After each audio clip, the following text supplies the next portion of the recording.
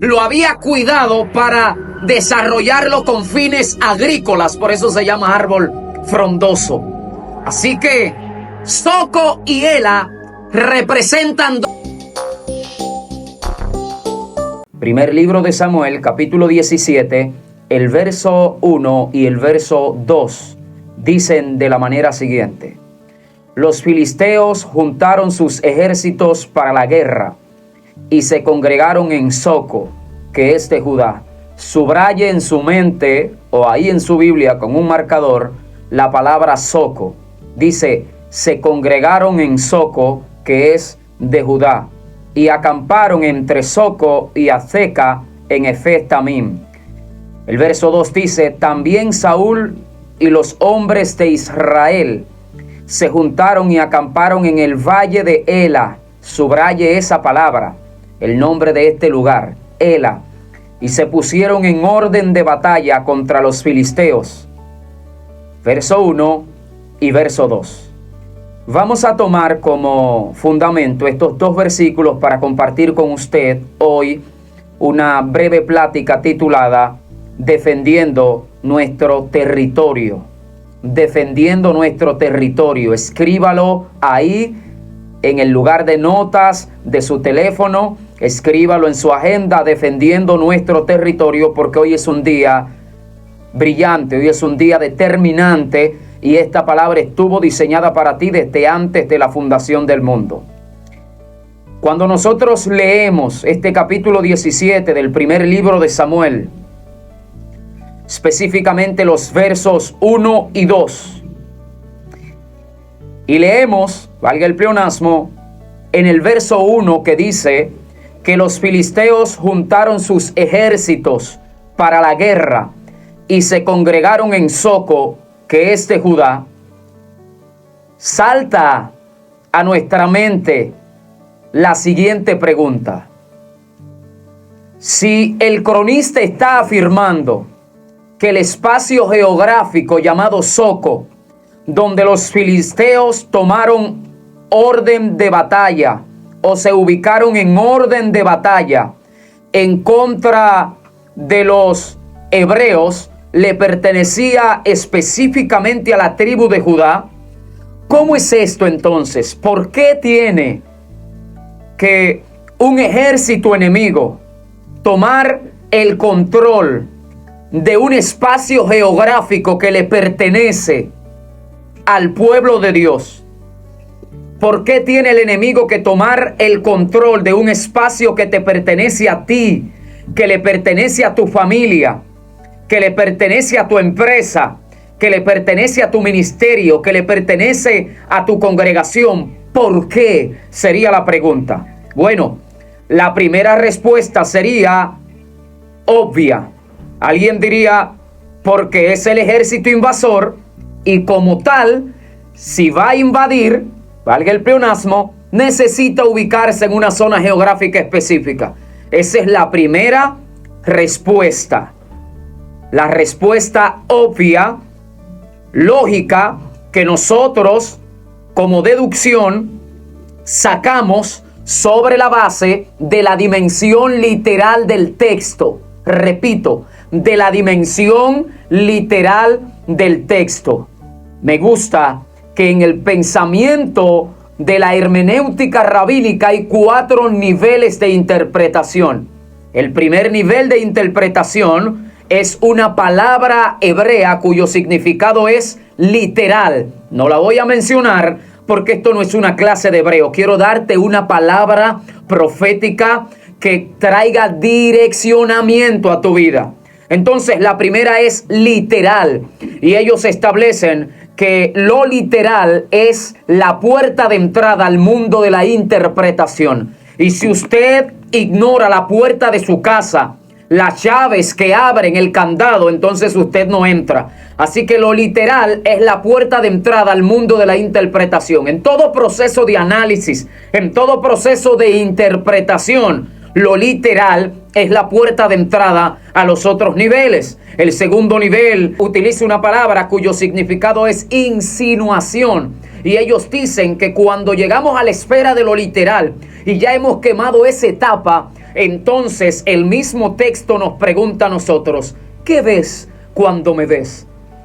¿Soy lo que estás observando a simple vista o tengo un significado más oculto? Y ahí entra la insinuación. Luego se pasa al tercer nivel, que tiene que ver con investigación, una palabra cuyo significado es investigación, en fuentes de arriba y en fuentes de abajo. En fuentes de arriba porque hay tres elementos que hablan de la relación entre Dios y su palabra en el campo hermenéutico. Número uno, inspiración. Número 2, revelación. Y número 3, iluminación. Dios inspira, Dios revela y Dios ilumina. En fuentes de arriba, la intervención de Dios en el proceso de análisis de su palabra, de estudio de su palabra.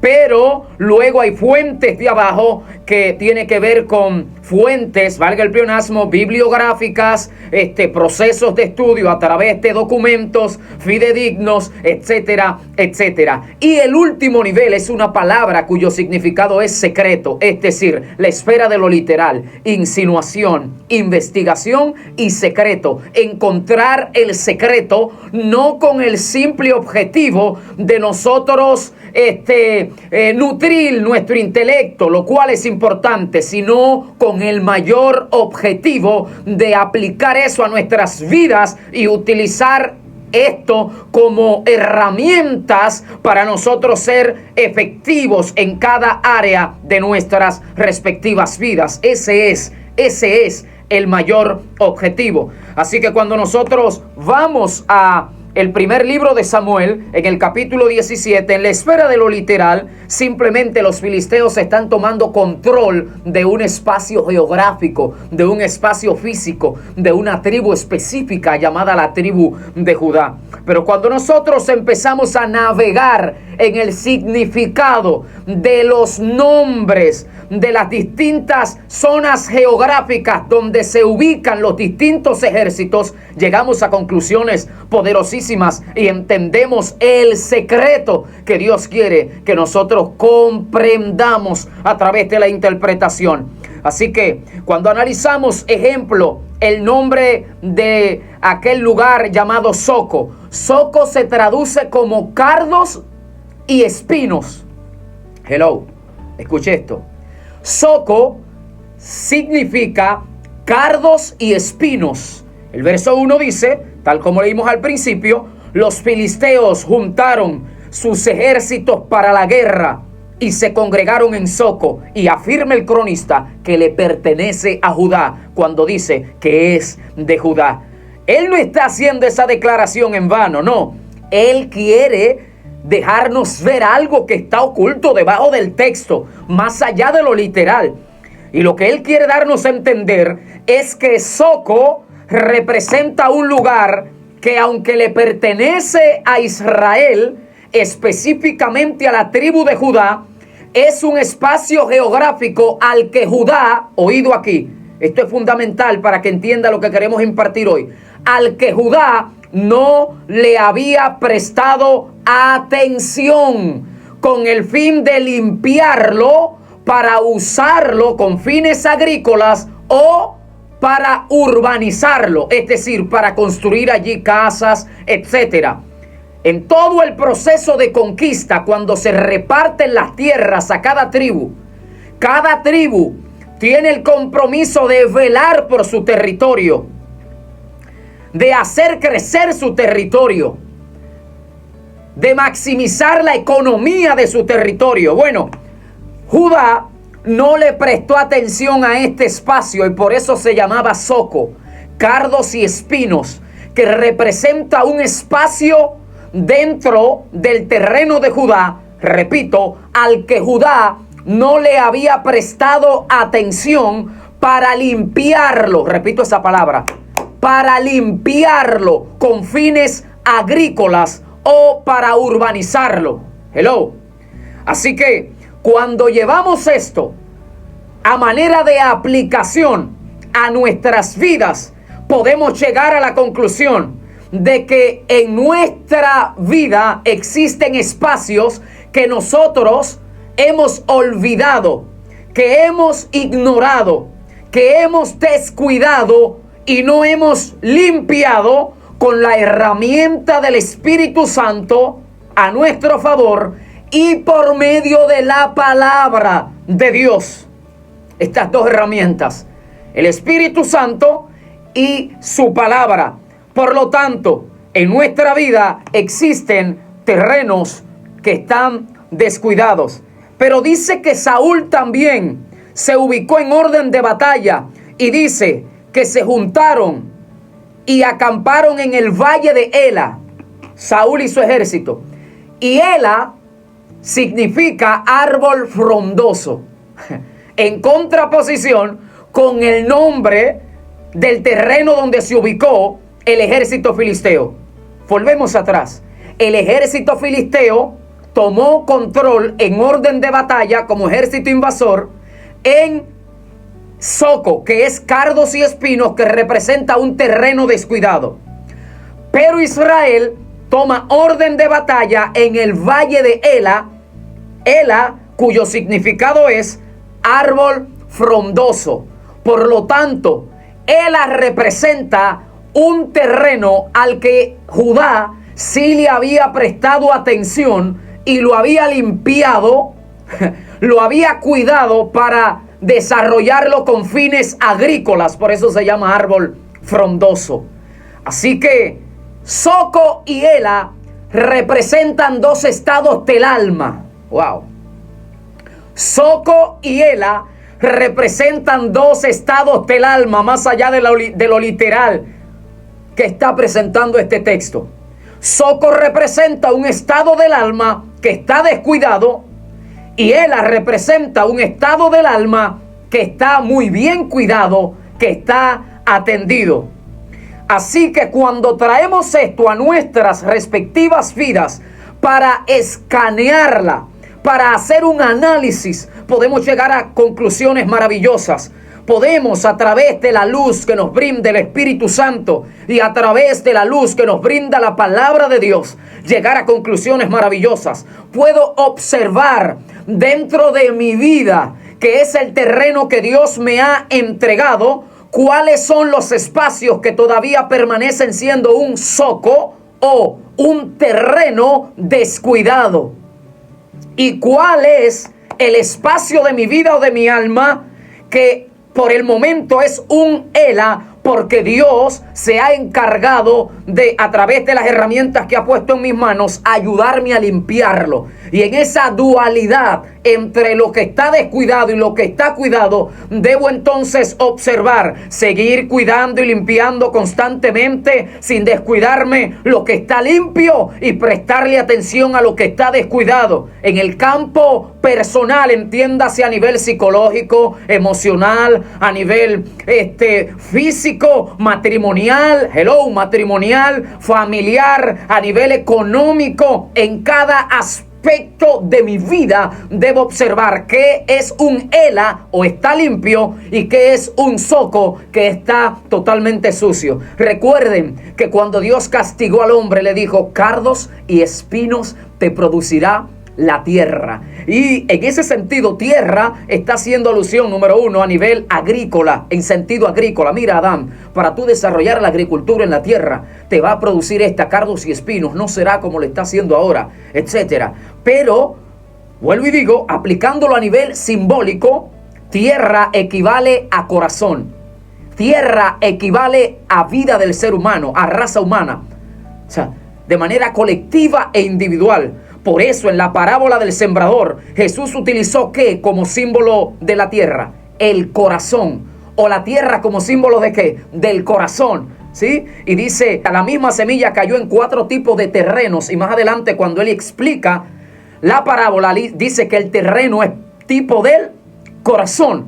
Así que cuando Dios le dice a Adán, cardos y espinos te producirá la tierra, no solo se está refiriendo a nivel agrícola, sino que de forma simbólica le está diciendo: cardos y espinos te producirá la mente, cardos y espinos te producirán las emociones, cardos y espinos se van a producir en cada aspecto de tu vida, cardos y espinos vas a producir en el campo matrimonial, cardos y espinos vas a producir en cada área de tu vida. Donde quiera que pretendas cultivar algo maravilloso conforme a lo que Dios ha dicho. Allí en ese terreno también tendrás la lucha constante de que tendrás que limpiar y quitar cardos y espinos. Hay personas que me están escuchando del otro lado en cuyas vidas en distintas áreas los cardos y espinos han arropado todo. Cardos y espinos que están arropándolos a nivel psicológico y que están ahogando los buenos pensamientos,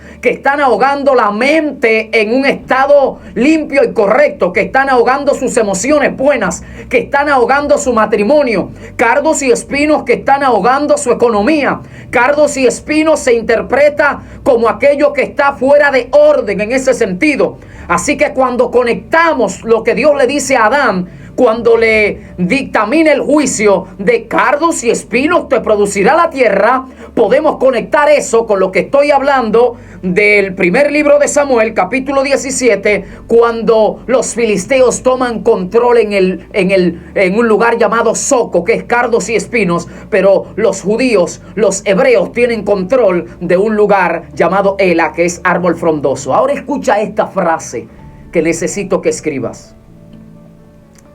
Es en el terreno de tu vida que tú todavía no has trabajado y has limpiado, donde se te levanta un gigante que dice que tiene autoridad y legalidad en ese lugar, por cuanto tú no lo has limpiado.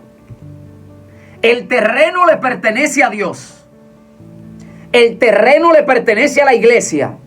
El terreno le pertenece al creyente, te pertenece a ti, hijo de Dios. Por eso el cronista puntualiza que es de Judá. No hay duda de eso. Es de Judá, te pertenece a ti.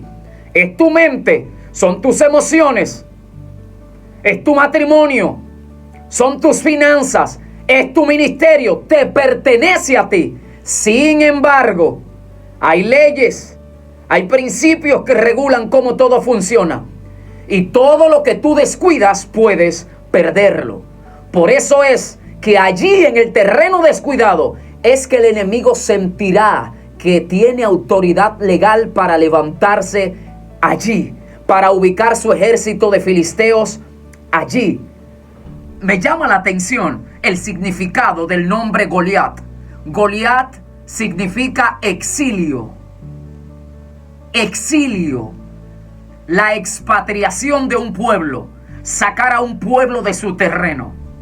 Esa siempre ha sido la guerra de Israel. Ahora, eso implica que Goliat es una fuerza espiritual y una línea de pensamiento que pretende sacarte del terreno que Dios te entregó.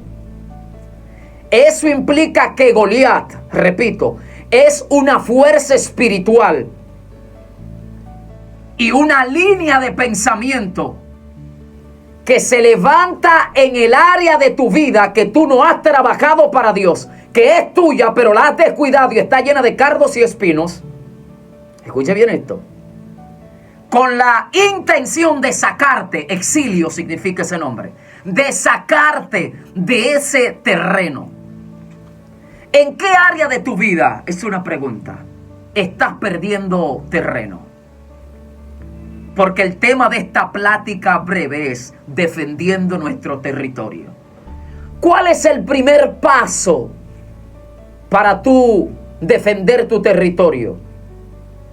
Es, obviamente, entrar en guerra, y el primer nivel que debes controlar es el mundo de las emociones. Digo controlar, pero sería el término correcto gestionar de forma correcta tus emociones. Lo primero que desestabiliza a Goliat es el mundo de las emociones. Por eso el verso 11 del capítulo 17 dice que al oír Saúl y todo su ejército las palabras de Goliat, escuche bien esto, dice que temblaron y tuvieron gran temor. Lo dice en grado superlativo, que tuvieron gran temor, porque el efecto del espíritu de Goliat es montarse en la plataforma de tus emociones. Esa es su intención, para desestabilizarla con el fin de, desde esa esfera, pasar a los otros campos y empezar entonces a desbaratar todo. Eso es lo que persigue ese espíritu. Controlarte en el mundo de las emociones. Una cultura está formada por costumbres. Las costumbres por hábitos, los hábitos por informaciones. Es decir, las informaciones que se repiten una y otra vez construyen un hábito. Los hábitos determinan las costumbres y las costumbres construyen una cultura. Y la cultura determina el destino de ese individuo, de ese matrimonio, de esa familia, de esa iglesia, de ese pueblo, de esa ciudad, de esa nación. Por eso es que la guerra más elevada que tenemos hoy es una guerra cultural. Y esa guerra cultural se desarrolla sobre la base de la información. El espíritu de Goliat es experto, total y absolutamente experto, tratando de desestabilizar las emociones a través de las palabras, con el fin de establecer su cultura de pensamiento. Pero hoy estamos defendiendo nuestro territorio. Ese es el tema. Me fascina como el Targum traduce la palabra Ela, la traduce como camino. Y la palabra camino, caminar, pie, en la Biblia simbolizan conducta, forma de vida y forma de hacer las cosas. Es decir, que cuando dice que Saúl tuvo control del valle de Ela, implica que solo pudo controlar las actitudes, oiga bien eso, las acciones sobre las que él todavía tenía control, porque había permitido que Dios las trabajara. Pero todas aquellas actitudes, todas aquellas acciones que se habían llenado de cardos y espinos, él no tenía control sobre eso. Y por eso estaba operando en un estado prácticamente animal, tomando decisiones a diestra y siniestra fuera de control. Hoy es un día para hacer un análisis. Te pregunto a ti que me estás escuchando a través de la frecuencia, en tu casa. Te pregunto a ti que me estás escuchando a través de la www. ¿En qué área de tu vida tú has permitido que se construya un zoco, cardos y espinos? ¿En qué área? Vamos a ver. ¿Qué área tú has descuidado? Haz un análisis serio. Un análisis serio y responsable. ¿Has descuidado tu matrimonio? ¿Has descuidado tus finanzas? ¿Has descuidado tu ministerio? ¿Has descuidado la oración? ¿Qué has descuidado en tu vida? Porque esta palabra entonces es para ti.